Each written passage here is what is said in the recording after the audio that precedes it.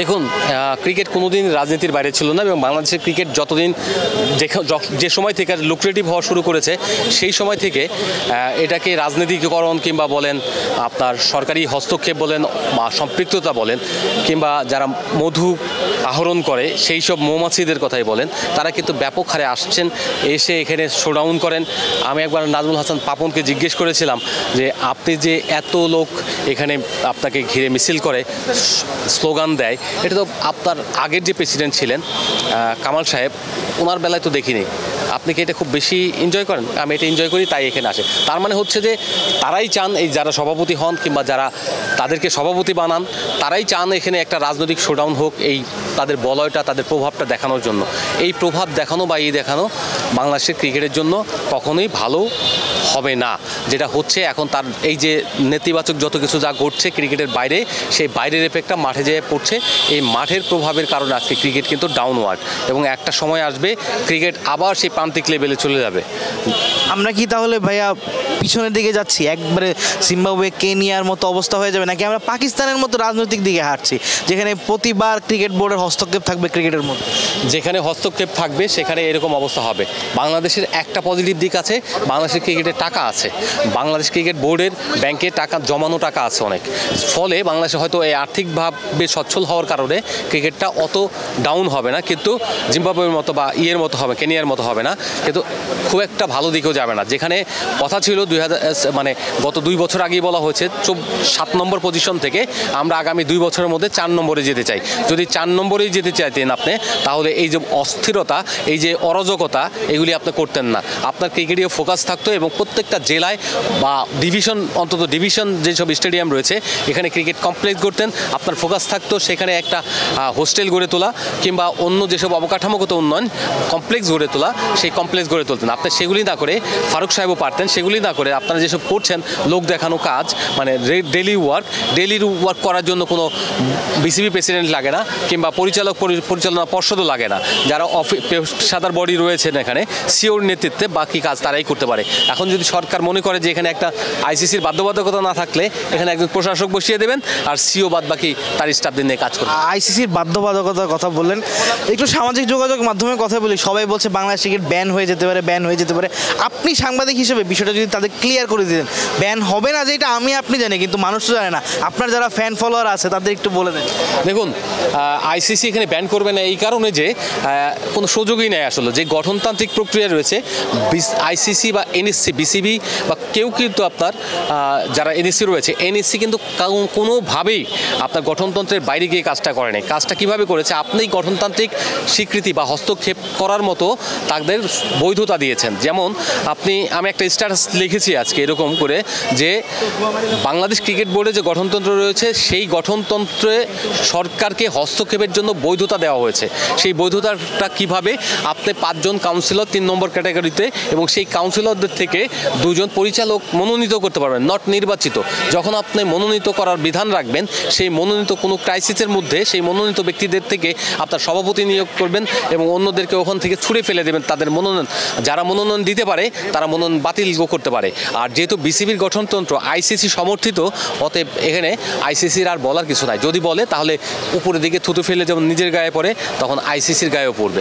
নগদ পেমেন্টে 500 টাকা পর্যন্ত ক্যাশব্যাক, আর লেনদেনে প্রতিদিন ডিপ ফ্রিজ এবং ঘন্টায় ঘন্টায় এসি, টিভি সহ দারুণ সব গিফট। লাস্ট বলবো কিছু ভাই, ফারুক ভাইকে যেভাবে আনা হলো, সরকারি টাকা এনেছে, আর মনে হয়েছে আমার পিছনে সরকারের একটা ব্যাকআপ আছে, বাট ওভারঅল 2 রাতের মধ্যে সব কিছু অগ্রগতি হয়ে গেল। আসলে ফারুক ভাইয়ের সাথে খানিকটা ধোঁকা হলো কিনা, বা কোথায় ফারুক ভাইয়ের এগেনস্টে সব কিছু ঢেউটা ফারুক ভাইয়ের এগেনস্টে যাওয়া? 2টা দিকে আছে। আপনি যদি এখন খুঁজে দেখেন ভেতরটা খুঁজলে একরকম চিত্র পাবেন, আর বাইরে থেকে সারফেস যদি নাড়াচাড়া করেন তাহলে একটা চিত্র পাবেন। তখন মনে হবে যে ফারুকের সঙ্গে একটা ধোঁকা দেওয়া হয়েছে এবং ফারুককে অবিচার করা হয়েছে। আনডাউটলি তিনি একজন সম্মানিত ব্যক্তি, কিন্তু এইভাবে তার পতনটা বা তাকে সরিয়ে দেওয়া উচিত হয়নি। কিন্তু ভেতরটা যদি দেখেন, উনি কিন্তু কারোর সঙ্গে মিশে মানে কাজ করতে পারে না। উনি যদি বলতো যে সরকারি নির্দেশনার কারণেই পরিচালকদের সঙ্গে অন্য পরিচালকদের নিয়ে কাজ করতে পারছেন না, সেক্ষেত্রে পরিষ্কার করতে পারতেন মিডিয়াতে বা অন্য জায়গায়। তিনি কিন্তু সেই জায়গায় করেননি, বরঞ্চ প্রত্যেক পরিচালকের সঙ্গে তার একটা বিবাদ তৈরি হয়েছিল। মাঝখানে সেই বিবাদের কারণে ওনারা এক গড়ে করে দেওয়া কিংবা ওনার বিরুদ্ধে চলে যাওয়ার একটা অবস্থান নিয়ে ফেলেছিল। সেই জায়গা থেকে আপনারা দেখবেন যখন আপনার প্রায় 4 মাস পরে আপনার কমিটিগুলোর স্ট্যান্ডিং কমিটিগুলোর আপনার চেয়ারম্যান দেওয়া হয়েছে। সেই চেয়ারম্যানরা যেভাবে কাজ করছে, আজকে 25 সাল 24-25-এর যে বাজেট হয়, একটা বাজেট তো হয় জুলাই টু জুন, তো সেই গত জুলাইয়ের যে বাজেট হয়েছে মানে কার্যকর করা হয়েছে, সেই বাজেট এখনও কিন্তু পাশ করা হয় নাই। মজার ব্যাপার হলো ফারুকের এসেই কিন্তু সেই বাজেট অনুমোদন করার কথা ছিল, কিন্তু তিনি বাজেট অনুমোদন করেননি। 5 লাখ টাকার বেশি কোনো কেউ অনুমোদন দিতে পারবে না, এটাও প্রেসিডেন্টের সরাসরি তার এখতিয়ার। এই কারণে ফাইলগুলো জমা হয়েছে। এরকম অনেকগুলি ঘটনা ওনার বিরুদ্ধে গেছে, যার ফলে বোর্ড মিটিংও দেয়নি। এরকম সবার ভিতরে থাকে। এখন যদি বলেন যে ফ্যাসিস্টের দোসররা রয়ে গেছে এখানে, আগের বোর্ডে ছিল, আগের বোর্ডে থাকলে বাদে সবাই দেশের মানে বলবো কি স্বৈরাচারের সাথে জড়িত কিংবা স্বৈরাচার হয়ে গেছে তা কিন্তু নয়। আপনার এই যে লোকগুলো ছিল বা আছে এখনও, তারা যদি এতই খারাপ হতো তাদেরকে বাংলাদেশ সরকার কেন ব্যান করলো না, বাদ দিল না? এটা সরকারের, যদি তারা খারাপ হতো বা দোষর হতো তো অবশ্যই তাদের উচিত ছিল, সরকারের উচিত ছিল তাকে বাদ দেওয়া। তার মানে আপনি দেননি অর্থ হলো আপনি তাদেরকে লালন পালন করে আপনার ভোট চালাচ্ছেন, তাদেরকে দিয়ে ভোট নেবেন, তাদেরকে দিয়ে আপনি কার্যক্রম পরিচালনা রাখবেন, আর তাদের বিরুদ্ধে আবার বলবেন তারা ফ্যাসিস্টের দোসর। এটা তো হতে পারে না। এক জায়গায় দ্বৈত নীতি হতে পারে না এবং দুই রকম কথাবার্তা হতে পারে না। সো তাদেরকে রাখছেন মানে তাদেরকে অ্যাক্টিভ রাখবেন, আর যদি না রাখেন ভোট ভেঙে দিয়ে আইসিসির কাছে বলেন যে আমি ভোট ভেঙে দিলাম নতুন নির্বাচন দেওয়ার জন্য। এতদিন আপনি নির্বাচন করে নতুন কমিটি দিয়ে আপনি চালাতে পারতেন। বাই ইলেকশন কেন দেননি? সেটাও তো দেননি। তার মানে হচ্ছে যে পুরোটাই হলো একটা রাজনৈতিক এবং হস্তগত রাখার জন্য, বাংলাদেশ ক্রিকেট বোর্ডকে মন্ত্রণালয় হস্তগত করে রাখার জন্যই এরকম তাদের লোক নিয়োগ দিয়ে। কারণ এটা যদি একজন নির্বাচিত পরিচালক সভাপতি হন, নির্বাচিত পরিচালক, আমি কিন্তু বলছি যে জেলা অথবা ক্লাব থেকে নির্বাচিত হয়ে কেউ যদি পরিচালক পরবর্তীতে প্রেসিডেন্ট হন, তাকে কিন্তু আপনি অপসারণ করতে পারবেন না। তার মানে হচ্ছে যে ওইরকম কেউ নাই বলে আজকে আপনারা খেলছেন। এই খেলা থেকে যতদিন পর্যন্ত না বের হবেন ততদিন পর্যন্ত এই যে দোষারোপ অমুক তমুক এইসব করলো না।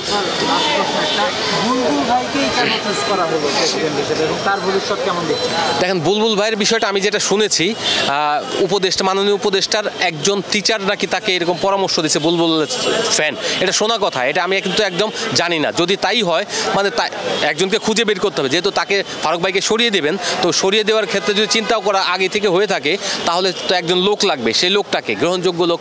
বুলবুল ভাইরা দেখছে, সবাই তো মনে করে যে বিদেশে আছে, মানে এখন তো বিদেশি কালচার চলতেছে বাংলাদেশে, সেই বিদেশি কালচারের একটা অংশ এটা হলো এই বুলবুলকে আনাও। সবাই বিদেশি, কদিন পরে দেখবেন যে বাংলাদেশের সচিব টচিব যা আছে কিংবা সাংবাদিক যারা আছে তারাও বিদেশি হয়ে যেতে পারে না, প্রবাসী বিদেশি আর কি।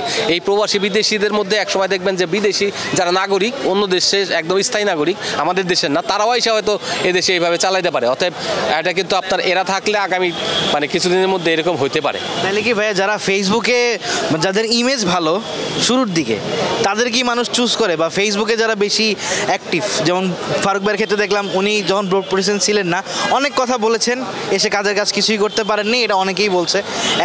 ফারুক ভাই থাকাকালীন বুলবুল ভাই বললেন, আমরা সবাই সেটা সোশ্যাল মিডিয়া বা ফেসবুক বা ইউটিউব বা বিভিন্ন নিউজে দেখলাম।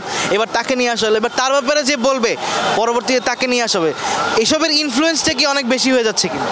বাংলাদেশে এখন চলে হলো সামাজিক যোগাযোগ মাধ্যমের প্রভাবে।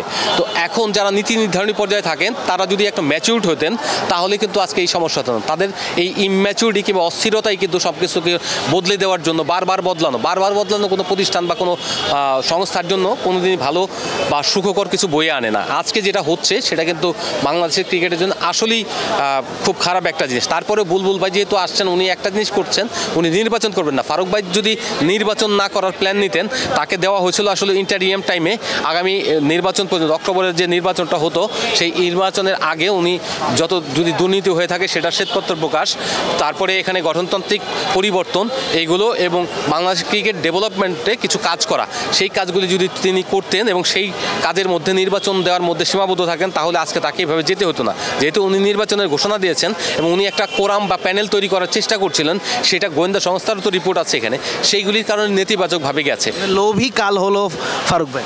আমার কাছে মনে হয় যে অবশ্যই চেয়ারের লোভ। উনি এটা করতে পারতেন, আন্ডারস্ট্যান্ডিংও করতে পারতেন, আবারও যে প্রেসিডেন্ট হতে পারতেন না তাও না। উনি যদি এনএসসির সঙ্গে আন্ডারস্ট্যান্ডিং করে নিতে পারতেন এনএসসি বা মন্ত্রণালয়ের সঙ্গে যে হ্যাঁ আমি ইলেকশন করাই দেবো, কিন্তু আমাকে এনএসসির কোটায় আপনারা যদি মনে করেন আমি ভালো কাজ করলে আপনারা আমাকে আবার প্রেসিডেন্ট হিসেবে মনোনয়ন দিয়েন বা অনুরোধ জানাতে পারেন, এবং আমি দেশের ক্রিকেটের জন্য সর্বোচ্চটা করব, এই কাজটা উনি করতে পারেন। কিন্তু উনি যখন নির্বাচিত সভাপতি হওয়ার জন্য পরিকল্পনা করছেন তখন তো ওনাকে করতে হলে অনেক কিছুই করতে হবে। তো সেই মেকানিজমগুলি করতে গিয়ে আজকে একটা যন্ত্রণার মধ্যে দিয়ে পড়ে গেছেন, এবং যেটা হয়েছে আজকে খুবই নিকৃষ্ট একটা কাজ হয়েছে। যাতে সমালোচনা না হয় এই জন্য 8জন পরিচালককে দিয়ে, এই পরিচালকরাই ওই রকম রিপোর্ট দিয়েছেন তা না, রিপোর্টগুলি আসলে তৈরি করা হয়েছে যাতে যারা সিদ্ধান্ত নেবেন তাদের পিঠ বাঁচানোর জন্য। তো সেই পিঠ বাঁচিয়েছেন তারা, এখন হয়ে গেছে। থ্যাংক ইউ সেকেন্দার ভাই, থ্যাংক ইউ। আপনি কেন যে টক শোতে যান আমি আজকে বুঝে গেলাম।